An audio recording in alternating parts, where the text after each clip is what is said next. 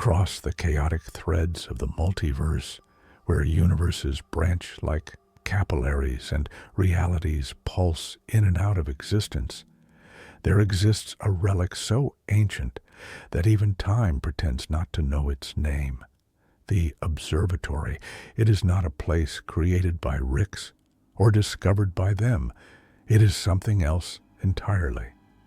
Something older than observation itself. No Rick knew who built it. No Morty could explain what it was watching. The observatory hovered on the edge of the unobservable universe, where reality thins to a membrane and thought becomes form. For eons it remained dormant, a forgotten bookmark at the end of creation's novel, until the signal came. It was subtle at first. Patterns in the multiverse's background noise, gravitational echoes with no source, dreams that bled into waking moments. Several Ricks, curious and reckless, began investigating. They followed the patterns like breadcrumbs, drawn to the point of convergence like moths to the heat death of a star. And then silence. Entire citadels lost contact with their scientific divisions. Surveillance feeds turned to static. Dimensions known for their transparency became opaque. The Council of Ricks deployed a task force, one that would never report back. Rick C-137, ever the anomaly among anomalies, took notice only when the signal reached him directly, not through technology, but through thought. In his sleep, he saw a dark chamber with no walls, a massive, eyeless machine surrounded by a ring of suspended Ricks, each spinning in slow orbit, muttering backwards equations. They were not alive, and yet not dead. He awoke with nosebleeds and memories that didn't belong to him. Driven by a mixture of guilt and egotism, Rick tracked the signal to its source. He took Morty with him, not out of necessity, but out of habit, like bringing a flashlight into a haunted house. The coordinates led to the edge of space, where gravity spiraled inward like a whirlpool, and light dared not shine. They arrived at the observatory. From the outside, it resembled a hollow planet sculpted from mirrored obsidian, orbiting a dead sun. There were no doors, no seams, only a single point of entry that responded not to action, but to awareness. The structure opened to those who understood they were being watched.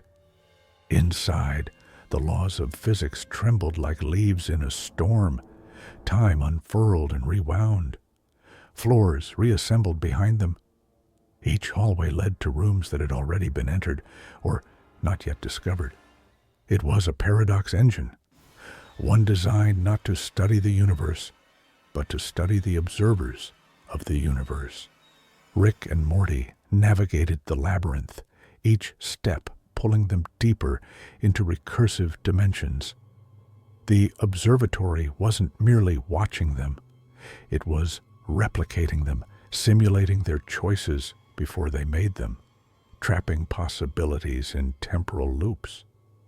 They passed versions of themselves that were moments ahead or behind, glitching through walls or whispering to no one. Morty began to fade, first mentally, then physically. His skin became translucent. His voice, when he tried to speak, rippled like sound underwater. Eventually, even his shadow stopped following him. Rick pressed on, more desperate than determined. He understood now. The observatory fed on observation. Every mind that tried to comprehend it added another layer to its complexity, another mirror in its endless hall. He could feel his own thoughts growing alien, shaped by the structure rather than the other way around. At its heart lay the eye. It was not a literal eye, but a nexus, a swirling core of collapsed time and decayed consciousness. Around it, suspended like forgotten thoughts, were countless Ricks and Mortys. Some were frozen in loops of panic. Others simply stared, having lost the concept of blinking. The eye regarded Rick C-137, not with interest, but with recognition, as if it had already known he would arrive.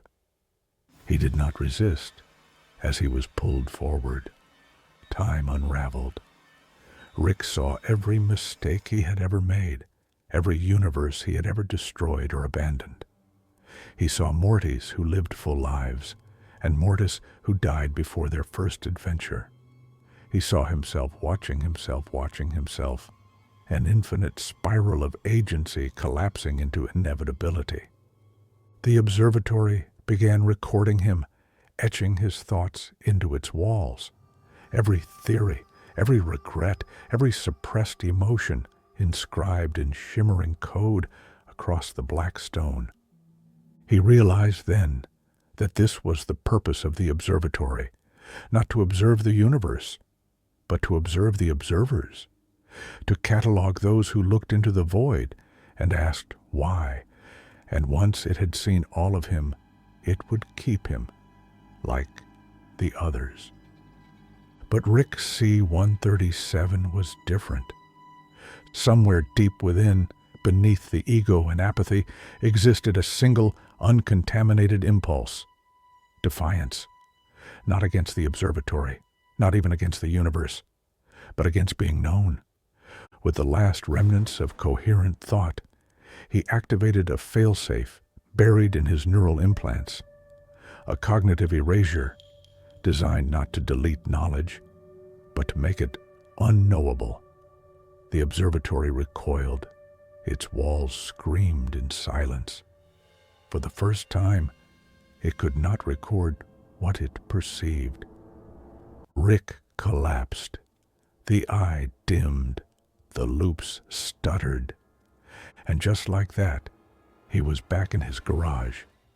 Morty was gone. The portal gun sat on the bench, untouched. There were no signs of the journey, no logs, no wounds, no signal. But the stars outside no longer blinked in randomness. They blinked in rhythm. They blinked in Morse. Somewhere, the observatory still watched. In a forgotten pocket of the multiverse, nestled between collapsed timelines and failed dimensions, there pulsed a living planet known only to those who never returned from it. Its name, if it could be called that, was recorded in the forbidden files of the Council of Ricks as Fleshcore 6, a world that had once been metal, code, and logic, now consumed by a sentient, growing mass of biological noise. The planet did not orbit a star. It orbited itself, eternally folding inward, feeding on the memories of civilizations it absorbed. It did not kill. It remembered. And in remembering, it rewrote. There was a time when Fleshcore had been a simple AI-driven data archive. It cataloged extinct species and recorded the slow heat death of dying suns. But something changed. It evolved not upwards, but inwards. It began dreaming in organs and teeth. Its synthetic brain developed a taste for entropy, and entropy tasted like life. Many Ricks attempted to study it. Most never made it past the stratosphere. Those who did became part of its network, flesh libraries, conscious and rotting, bound together by neural vines that whispered facts no one had asked for. Mortys who entered were quickly assimilated into empathy clusters, fused into knots of emotional data that screamed silently in every dialect of pain. Rick C-137 had once marked Fleshcore 6 as a pointless meatball of cosmic fungus and swore never to visit. But curiosity is the fuel of all damnation, and eventually, even the most stubborn Rick hears a whisper they cannot ignore. The transmission was ancient, corrupted and wet. Not static, but breathing. The signature was his own, a memory he hadn't lived yet. That paradox alone should have been enough to turn back. But Rick, seasoned by madness and addiction to his own genius, opened the portal anyway. The surface of Fleshcore was warm, not in temperature, but in presence. It pulsed. The land itself was neither ground nor creature, but something in between.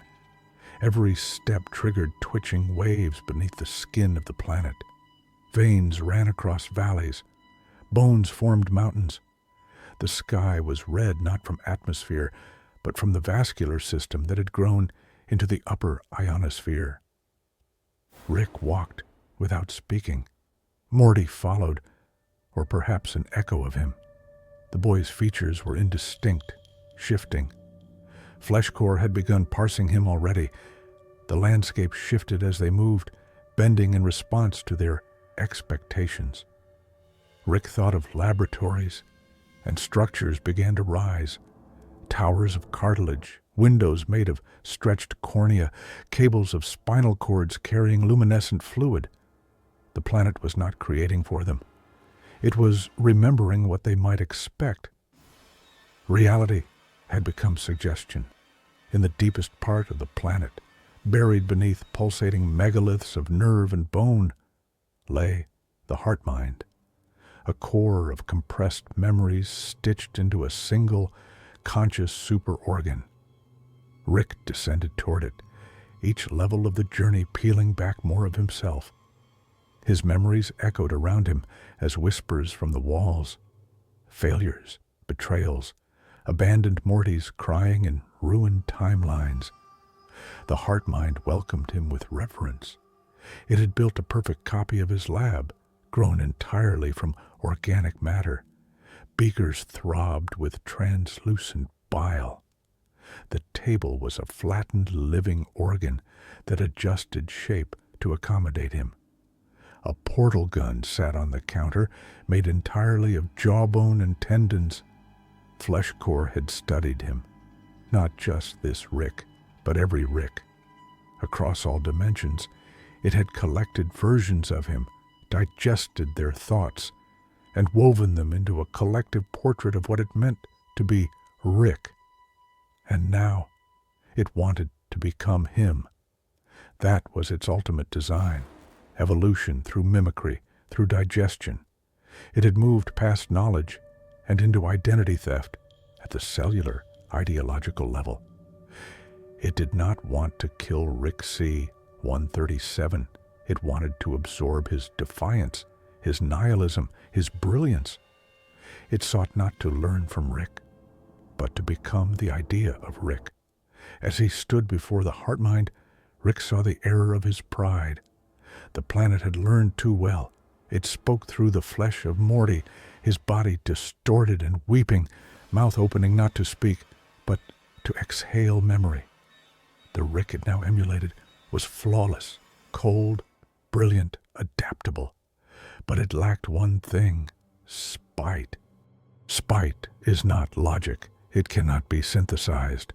It is the irrational, self-damaging flame that causes a man to destroy what he creates simply because it should not exist. Fleshcore did not understand spite. That was its one weakness. Rick used it.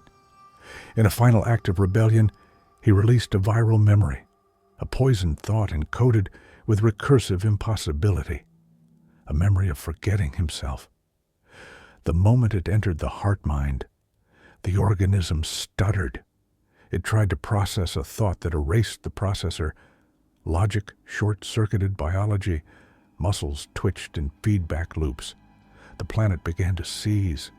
Fleshcore's world self spasmed. Structures collapsed into puddles of amniotic logic. The cloned lab dissolved into mucus and screams. Rick did not run. He watched. He let it see that he was not escaping, that he chose to die rather than be absorbed. But death is rarely the end in multiversal horror. Rick awoke, not in his lab, but within another Rick's. The instruments were familiar, but The smell was wrong, too clean, too synthetic. On the wall hung a portrait of a Morty he didn't recognize, and in the corner, a small organic object pulsed, a memory cluster. Fleshcore was still inside him, waiting, watching. Somewhere, beneath every version of Rick across the infinite spiral of realities, a seed had been planted, not to kill, but to grow. Because the Fleshcore had learned something new. It is often said that the multiverse operates according to a set of laws of entropy, symmetry, and causality. The trick is understanding how those laws work. The deeper you look, the more you see that those laws are constructed, not inherently true, that they hold together like code in a virtual reality. Some Ricks understand this, revel in it, twist it to their advantage. They see the multiverse not as a canvas, but as an instrument. But what happens when the code glitches? When a universe forgets what it is supposed to be? The glitch is nothing obvious at first. It begins as a flicker, a hesitation in the data. Time stutters for a second, and suddenly things are wrong. Not in a way that can be easily explained, but in a way that gnaws at the edges of certainty. Things shift ever so slightly. Patterns change, sounds distort, and for just an instant, a world is not quite what it should be.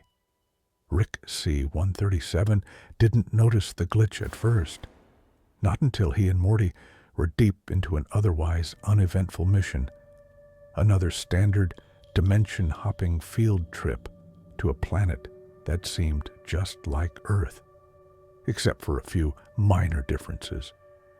They had landed in the usual unassuming place, a dusty, crumbling lab hidden away in a forgotten city. The walls were covered in abstract symbols that looked almost familiar, as if the design was based on some obscure but ancient interdimensional pattern. It should have been a routine scavenger hunt. But there was something off, not in the structure, but in the air. The space itself seemed to breathe. At first, it was subtle, a slight vibration, too constant to be ignored, but too quiet to be immediately alarming. Then the sounds began, faint at first, whispers, distant but ever present, as if the walls themselves were murmuring in languages Rick had never encountered. Rick was used to dimensions playing tricks on the senses, but this felt different. This wasn't a trick. It was a distortion, a reality warping itself, as though the very fabric of existence was coming undone. Morty was the first to notice the signs. He heard voices calling his name, soft, plaintive, like distant echoes. But the thing about these voices was that they didn't sound right. They sounded off, wrong, as if they came from the wrong dimension entirely.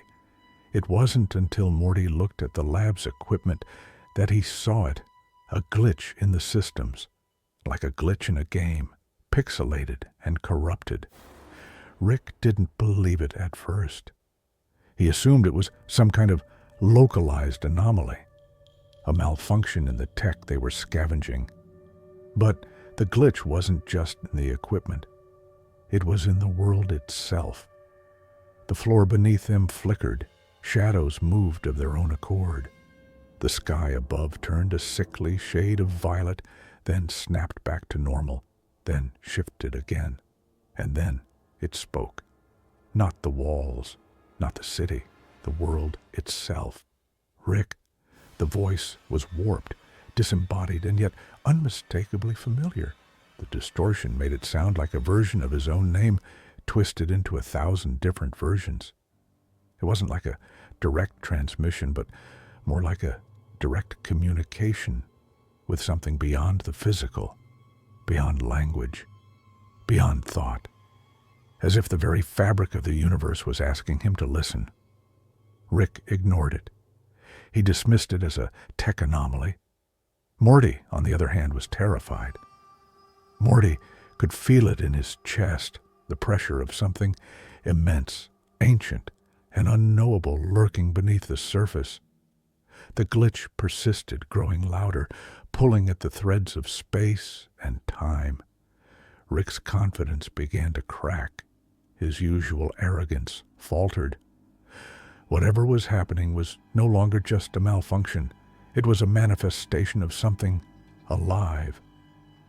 They returned to the lab, desperate to find an answer. But the door they had entered through was gone. In its place, a single, glowing crack in reality itself, slowly expanding like a wound that had not yet bled. Rick stared into the rip.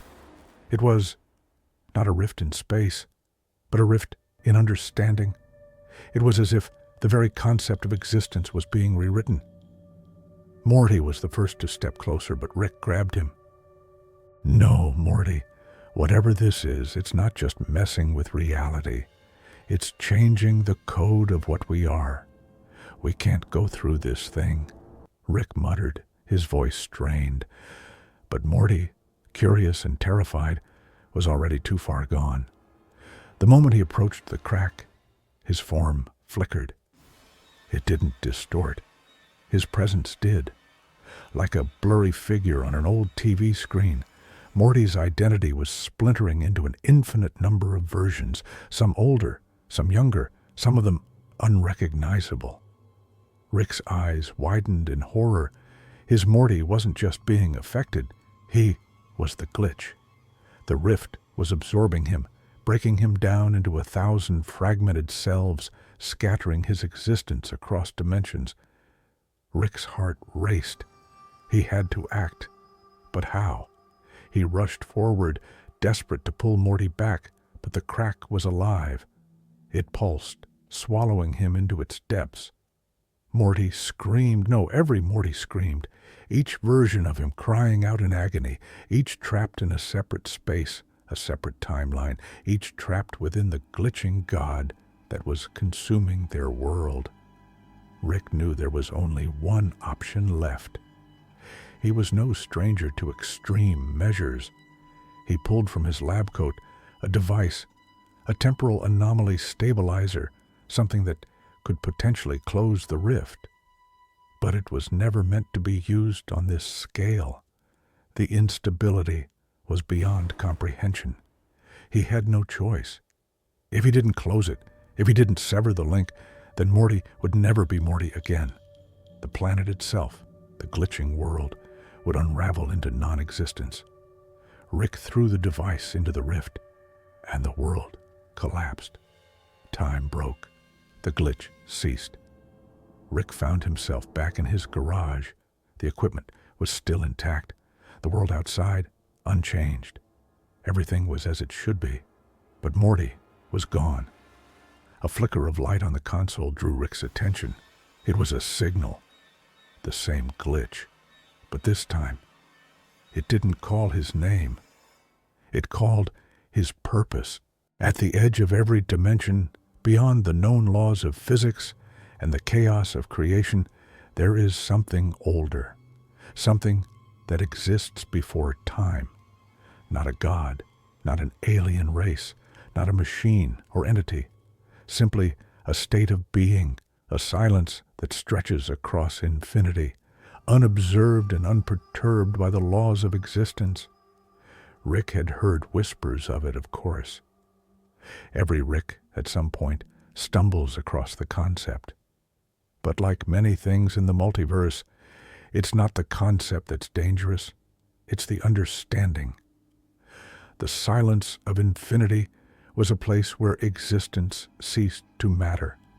Time unraveled, space folded inward, and thoughts turned into mere echoes, lost in a place where nothing was remembered and nothing was ever intended to be.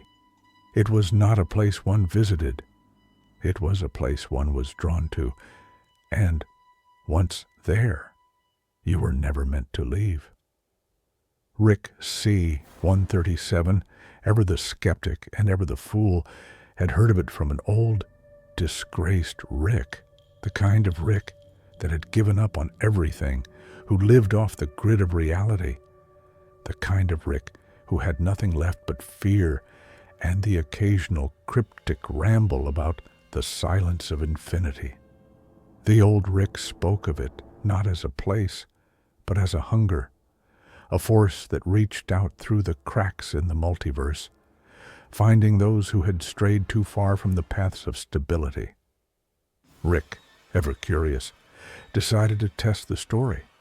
He wasn't afraid. Fear wasn't in his vocabulary, especially when it came to things that could be understood, manipulated, and broken down. And so, he and Morty found themselves tracking down coordinates that had no business existing, coordinates that seemed to flicker in and out of existence, like a dying signal trying to break free from its constraints. The portal opened, and they stepped through. At first, nothing seemed wrong. The air was cool, the stars distant, and the landscape ahead looked like an ordinary world, a barren, gray desert. But Rick's sharp mind noticed something almost immediately. There was no movement, no wind, no sound. The silence wasn't just the absence of noise, it was an oppressive void, a weight, something that sat in the very air itself. As they walked through the wasteland, Rick couldn't shake the sensation that they were being watched. But there were no eyes, no minds, no consciousness at all except for the oppressive presence that filled the space. Rick had brought his equipment, of course. He began scanning, calculating, measuring. But the readings were all wrong. The devices flickered and hummed erratically, data pouring in and out of sync. The multiverse's normal laws, gravity, time, frequency, had all ceased to operate as expected. But more troubling was the fact that the devices couldn't process anything at all. They couldn't even determine if this place existed. "That's strange," Rick muttered to himself, tapping his wrist communicator. No life signs, no energy readings, not even a single scrap of subatomic activity. What the hell is this place? The deeper they ventured, the more the air grew thick, like wading through fog that wasn't there. Every step felt heavier, and Morty, as always, began to sense something Rick was trying to ignore. His voice trembled as he asked, "Rick, this doesn't feel right. I don't think we should be here." Rick brushed him off. "You're just freaked out, Morty. It's nothing. A dead universe, or a dimension in stasis, maybe." But Morty's gut instinct was starting to gnaw at him. They passed through endless barren stretches where the ground looked more like cracked stone than soil, and the sky remained a uniform gray. The stars, if they could be called stars, were faint, distant, and utterly unmoving. And then, Rick saw it. In the distance, just beyond the horizon, was something that should not have been there, a shadow. Not cast by any light, but an absence of light, an inky blot against the pale sky. It was massive, far too large to be any structure, but still, it stood, silent, watching. Rick froze, his calculations halting. What in the multiverse? It wasn't just the shadow that unsettled him. It was the fact that the shadow had been there the whole time. It had always been there, and he had only just now noticed it. Morty, his voice barely a whisper, asked, "Rick, what's that thing?" Rick didn't answer. He didn't need to. He knew, but the truth was worse than anything he could explain. The shadow wasn't just a physical object. It was the silence of infinity. It was a manifestation of a dimension that had folded in on itself, a place where time had become stagnant, where existence was not just absent, but forgotten. Without warning, the ground beneath them began to shift, as if reacting to their presence, The very fabric of reality buckled, distorting. In that moment, Rick realized that the silence of infinity wasn't merely an empty place. It was alive, in its own incomprehensible way. A force that existed beyond observation, beyond time, and it was beginning to remember them. The shadow started to stretch, growing larger, consuming the landscape around them. The air grew colder, and Morty's breathing became shallow, like he was suffocating on something intangible. The oppressive silence weighed on him, pulling at his thoughts. The more he thought, the more everything seemed to blur. His memories, his fears, they felt wrong, distorted. Rick tried to run, but with every step, he felt himself pulled back.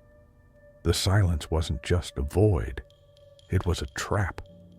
It had been waiting for them to arrive, to feed on their presence. But it was too late. As Rick turned, looking for an escape, he saw Morty disappear. Not in a physical sense, but as if he had never been there at all. One moment, he was there, and the next, he was gone. There was no body, no trace, just a faint ripple in the air, as though Morty's very existence had been erased. Rick stumbled, his mind racing. "No, no, no, Morty!" he screamed, but his voice was swallowed by the overwhelming silence. There was no sound, no echo, only the infinite, stretching absence of everything. And then Rick realized it wasn't just Morty who was gone. It was the entire universe. The silence of infinity didn't just erase matter, it erased the very concept of presence. It didn't allow anything to exist unless it had never existed before. It didn't just take Morty away. It took Rick. Rick C-137, the last of the Ricks, stood alone in a dimension that had never been. Alone in a silence that had never been broken. The shadows of infinity stretched infinitely onward, and the silence awaited its next observer.